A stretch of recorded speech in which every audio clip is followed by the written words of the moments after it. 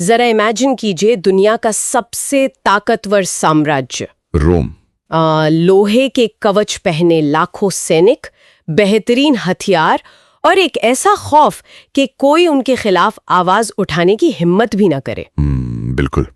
उस समय रोमनों से टकराने का मतलब सीधे मौत को दावत देना था। हाँ, अब सोचिए कि इस अजय सैन्य ताकत को घुटनों पर लाने वाला कोई बहुत बड़ा योद्धा नहीं था और न ही कोई दूसरी विशाल सेना थी, बल्कि इस पूरे साम्राज्य की नींव और इसका इतिहास एक अकेले इंसान ने हमेशा के लिए बदल कर रख दिया। और वो भी कोई राजा या सेनापति नहीं था। बिल्कुल नहीं, एक साधारण सा बढ़ई जो लोगों से बस इतना कह रहा था कि अपने दुश्मनों से भी प्यार करो। सुनने में ये किसी फिक्शन फिल्म की कहानी लगती है, लेकिन इतिहास की सच्चाई यही है। सही बात है, ये इतिहास के सबसे बड़े चमत्कारों में से एक है। आज हम सिर्फ तारीखें याद नहीं करेंगे, बल्कि एक कहानी की तरह समझेंगे कि ईसाई धर्म यानी क्रिश्चियनिटी का उदय आखिर कैसे हुआ। बिल्कुल, और इस कहानी को समझने का सबसे बेहतरीन तरीका यही है कि हम इंसानी मनोविज्ञान और उस समय के समाज की गहराइयों में जाएं। हम अक्सर स्कूल में पढ़ते हैं कि इतिहास को 3 हिस्सों में बांटा गया है, एंशंट, मेडिवल और मॉडर्न, यानी प्राचीन, मध्यकालीन और आधुनिक युग। लेकिन मुझे हमेशा से ये बात बहुत अजीब लगती थी कि क्या कोई एक फिक्स तारीख होती है जब लोग कहते होंगे कि भाई प्राचीन काल खत्म हो गया, आज से मध्यकाल शुरू। ये बहुत ही लाजमी सा सवाल है और इसका सीधा जवाब है नहीं। इतिहास में युगों का ये बदलाव कभी भी रातों रात नहीं होता। ये बहुत ही क्रमिक और धीमा प्रोसेस है, मतलब ग्रेजुअल होता है। हाँ, रातों रात तो कुछ नहीं बदलता। बिल्कुल। लैटिन भाषा में एक शब्द है मीडियम एवम, जिसका मतलब ही होता है मिडिल एज या मध्य युग। इसी से हमारा अंग्रेजी शब्द मेडिवल बना है। यूरोप के संदर्भ में ये काल 6वीं सदी से शुरू होकर लगभग 16वीं सदी तक चला। अच्छा, मतलब 500 एडी से 1500 एडी के आसपास का समय। हाँ, ये वो समय था जब समाज, राजनीति और धर्म का एक तरह से पुनर्गठन हो रहा था। इसको अगर हम एक उदाहरण से समझे तो ये बिल्कुल मौसम के बदलने जैसा है। मौसम? वो कैसे? जैसे सर्दियां आने का कोई एक दिन तय नहीं होता। आप कैलेंडर देखकर ये तय नहीं करते कि आज से स्वेटर पहनना है। दिन धीरे धीरे छोटे होते हैं, शाम को थोड़ी सी ठंडक बढ़ने लगती है, पेड़ अपने पत्ते गिराने लगते हैं और फिर एक दिन आपको एहसास होता है कि पूरा मौसम बदल चुका है। अरे वाह, ये एनालॉजी इस प्रोसेस को बहुत सटीक तरीके से समझाती है। मौसम की ही तरह पुरानी सत्ता धीरे धीरे कमजोर पड़ती है और नए नियम बनते हैं। और दिलचस्प बात यह है कि ये बदलाव का मौसम पूरी दुनिया में एक साथ नहीं आता। हाँ, जैसे अगर हम भारत की बात करें तो हमारे यहाँ मध्यकाल का समय यूरोप से अलग माना जाता है। बिल्कुल अलग। इतिहासकार भारत में मध्यकाल की शुरुआत 8वीं सदी से मानते हैं और ये 18वीं सदी तक चलता है। 8वीं सदी इसलिए क्योंकि यही वो समय था जब भारतीय समाज, यहाँ की इकोनॉमी और धार्मिक संस्थाओं में बहुत गहरे बदलाव आने शुरू हुए थे। तो मतलब एक ही ऐतिहासिक काल अलग अलग भौगोलिक क्षेत्रों में अलग अलग समय पर आ सकता है। एकदम सही। अब जब हमने इतिहास के इस टाइमलाइन और बदलाव के तरीके को समझ लिया है, तो चलिए अपनी इस कहानी की असली लोकेशन पर चलते हैं, जहां ये पूरी क्रांति शुरू हुई। जुडिया। हाँ, जुडिया, जिसे आज हम फिलिस्तीन के नाम से भी जानते हैं। उस समय के हालात देखकर ऐसा लगता है जैसे ये पूरा इलाका एक धधकता हुआ प्रेशर कुकर बन चुका था, जो बस फटने ही वाला था। जुडिया सच में एक प्रेशर कुकर था, और इस प्रेशर कुकर के नीचे जो आग जल रही थी वो थी रोमन एम्पायर की। बात 63 ईसा पूर्व की है। रोमन रिपब्लिक ने अपनी पूरी ताकत के साथ जुडिया पर कब्जा कर लिया था। 63 ईसा पूर्व। हाँ, अब रोमन एम्पायर इतना विशाल था कि उनके लिए हर एक सूबे में जाकर सीधे तौर पर राज करना मुमकिन नहीं था। इसलिए उन्होंने वहां की सत्ता संभालने के लिए एक व्यक्ति को चुना, जिसका नाम था किंग हेरोड। रोमनों ने उसे वहां का क्लाइंट किंग बना दिया। एक मिनट, मुझे यहाँ रोमनों की राजनीति में एक बहुत ही चालाकी भरा पैटर्न दिखाई दे रहा है। अच्छा, क्या पैटर्न? देखिए, अगर रोमनों के पास इतनी बड़ी सेना थी और वो जुडिया को पूरी तरह कंट्रोल कर चुके थे, तो उन्होंने सीधे राज क्यों नहीं किया? किंग हेरोड को कुर्सी पर क्यों बिठाया? ये सोचने वाली बात है। मुझे लगता है कि ये उनकी एक सोची समझी चाल थी। अगर आप किसी पर राज कर रहे हैं और भारी टैक्स वसूल रहे हैं, तो जनता का गुस्सा भड़कना तय है। एक स्थानीय राजा को क्लाइंट किंग बनाकर रोमनों ने असल में जनता के गुस्से के लिए एक बम्पर या कहें शॉक एब्जॉर्बर खड़ा कर दिया था, बिल्कुल, ताकि लोग रोम के सम्राट को गालियां देने के बजाय किंग हेरोड से नफरत करें। आपने बिल्कुल सही नब्ज पकड़ी है। बड़े साम्राज्य हमेशा से यही करते आए हैं। वे एक पपेट या कठपुतली शासक को सामने रख देते हैं ताकि सारा गंदा काम वो करे, जैसे कि क्रूर नियम लागू करना और बेरहमी से टैक्स वसूलना। और किंग हेरोड ने यही किया, है ना? एकदम ये किया। किंग हेरोड एक बेहद क्रूर और निर्दयी शासक था। वो अपने ही लोगों पर अत्याचार करता था और इसीलिए जूडिया की आम जनता उससे बेइंतहा नफरत करती थी। और ये नफरत सिर्फ राजा के क्रूर बर्ताव तक सीमित नहीं थी। हमारे सोर्सेज बताते हैं कि इस असंतोष के पीछे 3 बहुत बड़े कारण थे। हाँ, 3 मुख्य कारण। पहला तो हेरोड का क्रूर शासन हो गया। दूसरा बड़ा कारण था रोमनों द्वारा थोपा गया भारी टैक्स। अब टैक्स सुनने में बहुत आम सा शब्द लगता है आज के जमाने में। हाँ, आज तो हम अपनी सैलरी से टैक्स कटने की बात करते हैं। बिल्कुल, लेकिन उस समय के एक आम किसान या मजदूर के लिए इसका मतलब था अपनी आधी से ज्यादा फसल रोमन अधिकारियों को सौंप देना। भारी टैक्स का मतलब था बच्चों का भूखे पेट सोना। और ये आर्थिक परेशानी लोगों को अंदर से तोड़ रही थी। लेकिन जो तीसरा कारण था, उसने उन्हें मानसिक और आध्यात्मिक रूप से झकझोर दिया था। वो तीसरा कारण क्या था? रोमन धर्म का थोका थाना। रोमन समाज में सम्राटों को, यानी अपने राजाओं को, भगवान का दर्जा दिया जाता था और उनकी बाकायदा पूजा की जाती थी। रोमन चाहते थे कि हर कोई उनके सम्राट के आगे सिर झुकाए। अरे बाप रे! लेकिन यहूदी धर्म में तो ये एक बहुत बड़ा पाप माना जाता होगा। बहुत बड़ा पाप। क्योंकि यहूदी तो सिर्फ एक ही ईश्वर को मानते हैं। किसी भी इंसान को भगवान की तरह पूजना उनके लिए अपने पूरे वजूद और अपनी आस्था से गद्दारी करने जैसा था। ये तो सीधे उनकी धार्मिक मान्यताओं का घोर अपमान था। यही वो पॉइंट था जहां बर्दाश्त की सारी हदें पार हो गई। मतलब आप सोचिए, एक तरफ आप भूखे मर रहे हैं, दूसरी तरफ आप पर कोड़े बरसाए जा रहे हैं और तीसरी तरफ आपको अपने भगवान को छोड़कर एक क्रूर राजा की पूजा करने के लिए मजबूर किया जा रहा है। बहुत ही भयानक स्थिति रही होगी। बिल्कुल। जब किसी समाज को इस हद तक कुचल दिया जाता है, तब लोग किसी चमत्कार की आस लगाने लगते हैं। जूडिया के लोग भी यही कर रहे थे। वे एक मसीहा का इंतजार कर रहे थे। मसीहा यानी एक ऐसा नेता जो आएगा और उन्हें इस सारी तकलीफ से आजाद कराएगा और ईश्वर का राज्य स्थापित करेगा। हाँ, किंगडम ऑफ गॉड। लेकिन मुझे लगता है कि आम जनता के दिमाग में मसीहा की जो तस्वीर रही होगी वो किसी बहुत बड़े योद्धा की रही होगी। मतलब कोई ऐसा जो हाथ में तलवार लेकर आए, एक बड़ी सेना बनाए और रोमनों को जूडिया से बाहर खदेड़ दे। स्वाभाविक है, जब आप पर हिंसा हो रही हो तो आप बचाव के लिए किसी हिंसक रक्षक की ही उम्मीद करते हैं। लेकिन इतिहास हमेशा हमारी उम्मीदों के हिसाब से नहीं चलता। इसी घुटन भरे माहौल में एक ऐसा व्यक्ति उभरता है जिसने कभी हथियार नहीं उठाया, और यहीं से कहानी पूरी तरह पलट जाती है। हाँ, एक ऐसा नेता जो रथों पर नहीं बल्कि पैदल चलकर लोगों के बीच गया। और यहीं से एंट्री होती है ईसा मसीह की। ये इतिहास का सबसे बड़ा प्लॉट ट्विस्ट लगता है मुझे।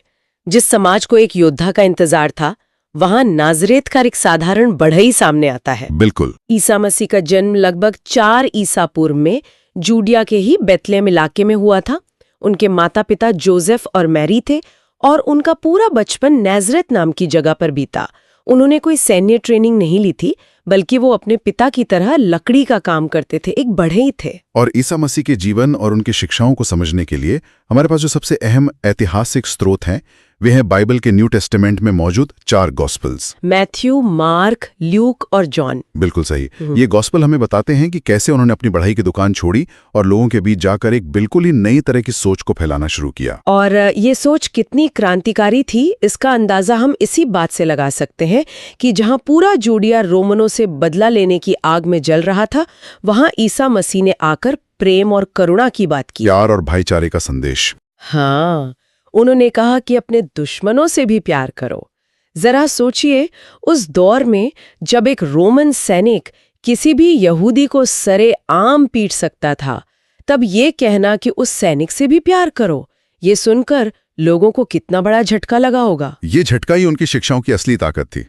ईसा मसीह कोई राजनीतिक बात नहीं कर रहे थे, वे इंसान के अंदर के चरित्र को बदलने की बात कर रहे थे। उन्होंने एक ऐसा नियम दिया जिसे आज पूरी दुनिया द गोल्डन रूल के नाम से जानती है।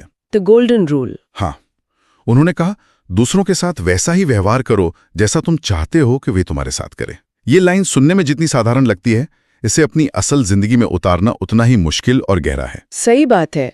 और उन्होंने सिर्फ बाहरी बर्ताव की बात नहीं की, बल्कि धर्म के अंदर जो पाखंड आ गया था उस पे भी गहरी चोट की। मतलब कर्मकांडों का विरोध किया। हाँ, उस समय धर्म बहुत हद तक दिखावा बन चुका था। बड़े बड़े अनुष्ठान, कर्मकांड जो आम आदमी की पहुंच से बिल्कुल बाहर थे। ईसा मसीह ने इन अर्थहीन कर्मकांडों को सीधे तौर पर खारिज कर दिया। उन्होंने आंतरिक विश्वास पर जोर दिया। बिल्कुल। उन्होंने कहा कि ईश्वर को आपके सच्चे मन की जरूरत है, किसी दिखावे की नहीं। उन्होंने सादे जीवन को बढ़ावा दिया, लालच का विरोध किया और सबसे अहम बात, समाज के सबसे निचले तबके यानी जरूरतमंदों और गरीबों की मदद करने पर बहुत जोर दिया। और उनके इस पूरे संदेश को आम जनता तक पहुंचाने का जो तरीका था, वो भी उनके विचारों जितना ही असरदार था। वो कैसे? देखिए, ईसा मसीह ही बड़ी बड़ी दार्शनिक बातें नहीं करते थे जो आम मजदूरों या किसानों के सिर के ऊपर से निकल जाएं। वे अपनी बात पैराबल्स के जरिए समझाते थे। पैराबल्स यानी छोटी नैतिक कहानियां। हाँ, पैराबल्स यानी छोटी छोटी कहानियां जिनमें बहुत गहरी नैतिक शिक्षा छुपी होती थी। इसे अगर हम आज की दुनिया से जोड़ें तो ये बिल्कुल वैसा ही है जैसे कोई प्रोफेसर क्लासरूम में मुश्किल थ्योरी पढ़ाने के बजाय एक रियल लाइफ केस स्टडी सुना दे। एकदम सटीक तुलना है ये। किताबी ज्ञान नहीं, बल्कि आम जनता की भाषा। हाँ, ईसा मसीह खेती, बीजों, कर्ज और पारिवारिक रिश्तों के उदाहरण देकर पैराबल सुनाते थे। यही कारण था कि चाहे कोई अनपढ़ किसान हो या मछुआरा, हर कोई उनके उपदेशों को सीधा अपने दिल और अपनी जिंदगी से जोड़ पाता था। इनका जो सर्मन ऑन द माउंट है, वो भी इसी तरह की गहरी लेकिन बेहद सरल शिक्षाओं का एक शानदार उदाहरण है। उनकी ये बातें इतनी तेजी से फैली कि उनके साथ चलने वालों की भीड़ लगातार बढ़ती गई।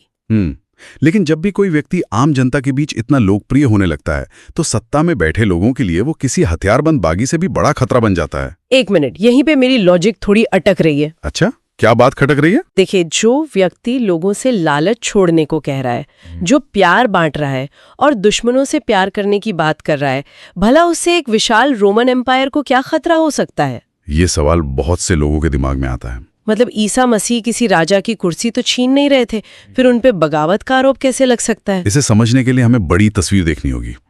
कुर्सियां सिर्फ हथियारों से नहीं छीनी जाती, विचारों से भी छीनी जाती हैं।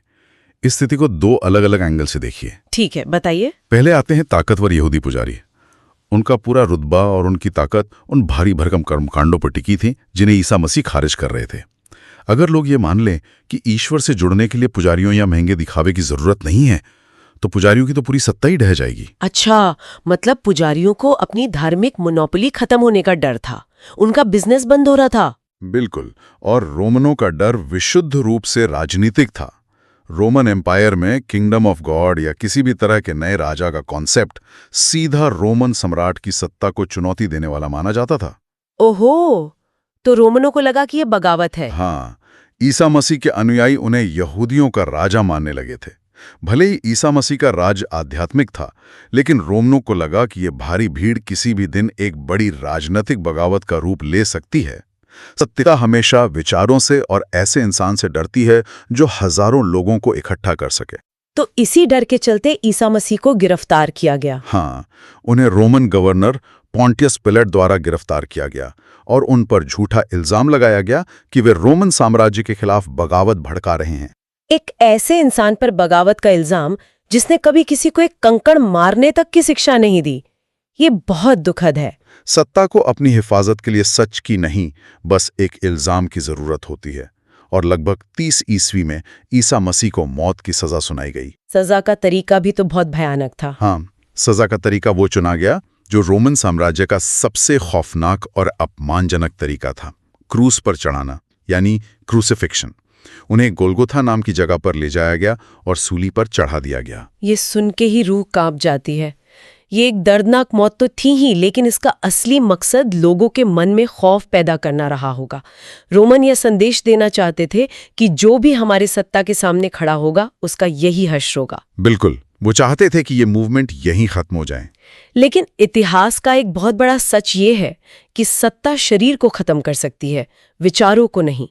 जिस क्रॉस पर उन्हें सजा दी गई, वही क्रॉस आगे चलकर पूरी दुनिया में ईसाइयों के लिए एक पवित्र प्रतीक बन गया। सही कहा। वो क्रॉस जो एक चेतावनी के तौर पे खड़ा किया गया था, वही एक प्रेरणा का प्रतीक बन गया, क्योंकि कहानी गोलगोथा के उस क्रॉस पर खत्म नहीं हुई, बल्कि यहीं से एक नए अध्याय की शुरुआत हुई। वो कैसे? सूली के बाद? सूली पर चढ़ाए जाने के बाद उनके अनुयायियों का ये मानना था कि ईसा मसीह मृत्यु के बाद फिर से जीवित हो गए हैं, जिसे पुनरुत्थान या रिसरेक्शन कहा जाता है, और उसके बाद वे स्वर्ग चले गए। अच्छा, तो इस विश्वास ने सब कुछ बदल दिया। पूरी तरह से। इस विश्वास ने उनके शिष्यों में एक नई ऊर्जा भर दी। जो शिष्य डर के मारे छिप गए थे, वे बाहर आ गए। ईसा मसीह के जो 12 सबसे करीबी अनुयायी थे, जिन्हें अपोस्टल्स कहा जाता है, जिनमें सेंट पीटर और सेंट जॉन प्रमुख थे, और बाद में सेंट पॉल भी जुड़े। इन्होंने ही धर्म को फैलाया, है ना? हाँ, इन लोगों ने संदेश फैलाने और धर्म परिवर्तन कराने के लिए लंबी और खतरनाक यात्राएं शुरू कर दी। और ये यात्रा बिल्कुल भी आसान नहीं रही होगी।